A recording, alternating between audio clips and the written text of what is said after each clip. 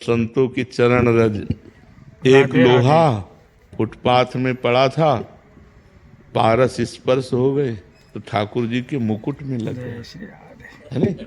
लो बेचारे लोहे का क्या, ये तो पारस का चमत्कार। तो आलय बसत संग पारस के, आयस कनक समान भयम, मांगो मन मनसि दासी अपनी करी, पूरन काम सदा।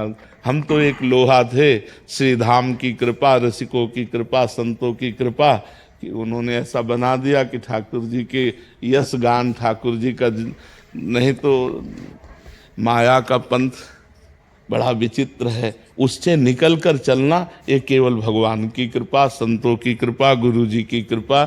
इसमें कृपा के सिवा और कुछ नहीं, अपना कोई बल नहीं।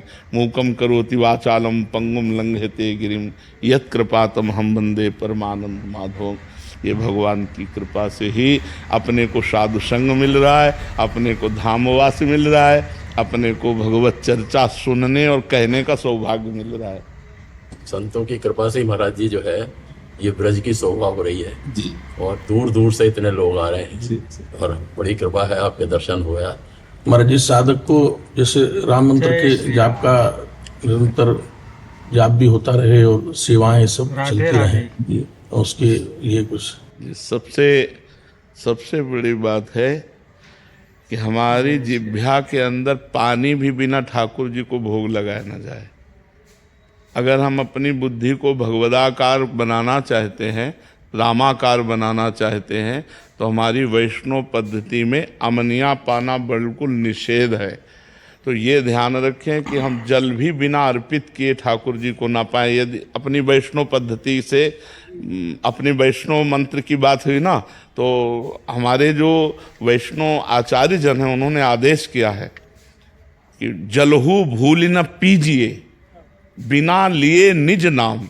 अब जैसे आपको पानी पीना है तो आप राम जी का ध्यान कीजिए और जय श्री राम, जय सिया राम बोलकर उनको जल अर्पित कीजिए और फिर पीजिए।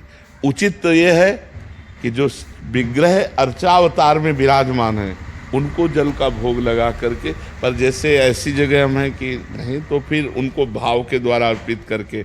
और भोजन तो बिना प्रसादी के पाना ही नहीं चाहिए। अगर ठाकुर जी का प्रसादी नहीं तो हम उपवास करेंगे, लेकिन हम ऐसा नहीं है कि हम अमनिया पालें। ठाकुर जी का भोग, हमने अपने बुजुर्ग संतों को देखा है, ठाकुर जी का नित्य चरणामृत, राधे राधे, और ठाकुर जी का उच्छिष्टामृत, और ठाकुर जी की 4 प्रदक्षिणा, ठाकुर जी का स्तवन, ये हमारे जीवन की दिनचर्या बन जाए। और कभी भूलकर भी हम स्त्री संयोग ना करें, क्योंकि अगर हमसे पापाचरण हुआ तो हमारा मलिन मन मंत्राकार नहीं हो सकता।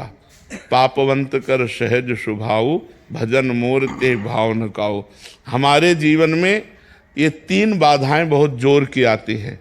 एक तो स्त्री आकर्षण, क्योंकि हम त्रिगुण के अंतर्गत ही शरीर वाले हैं, कोई त्रिगुणातीत तो है नहीं।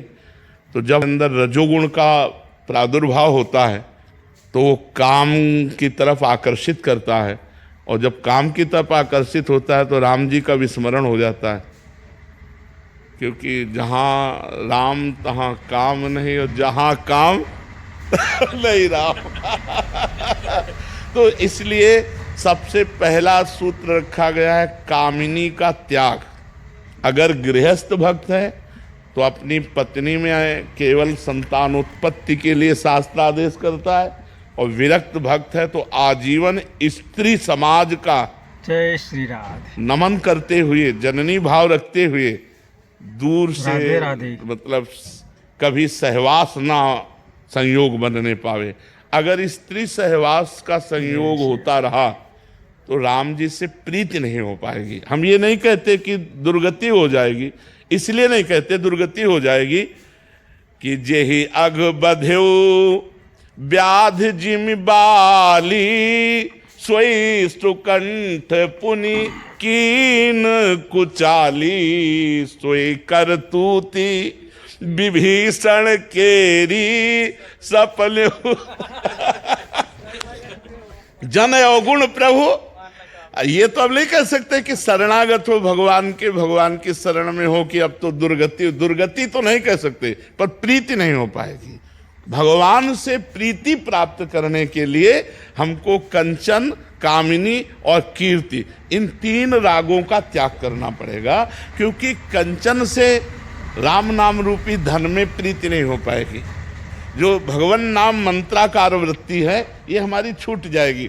और अगर अपना इस जो ये वैष्णव शरीर है इसका यश होता है तो हमारे गुरु और इष्ट का होता है।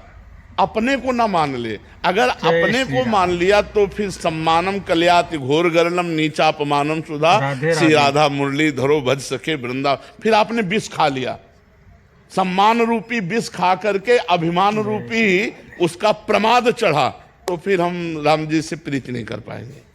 यदि हम कंचन, कामिनी और कीर्ति से अपने को बचा लें और पवित्र भगवत प्रसादी से हमारा जीवन चले, प्रसादी वस्त्र, प्रसादी जल, प्रसादी भोजन और संत महापुरुषों की चरण रज हमारे माथे पे लगी रहे, तो भगवान का मंत्र स्वतः कृपा करके स्फुरित होते हैं। हमारे जैसे श्री सीताराम, श्री राधे श्याम का जाप चलते फिरते, हाँ, और जैसे राम मंत्र है जिसमें ओम लगा हुआ है, इसका इस जाप को चलते या हाँ चलते फिरते भी जपा जा सकता है। शरीर पवित्र हो, शौचालय और बाथरूम में 2 जगह केवल हम नाम और बकाया हर समय मंत्र जपने की चेष्टा करते हैं, क्योंकि परम पवित्र महान ये ब्रह्मा आदि के लिए भी दुर्लभ धाम है।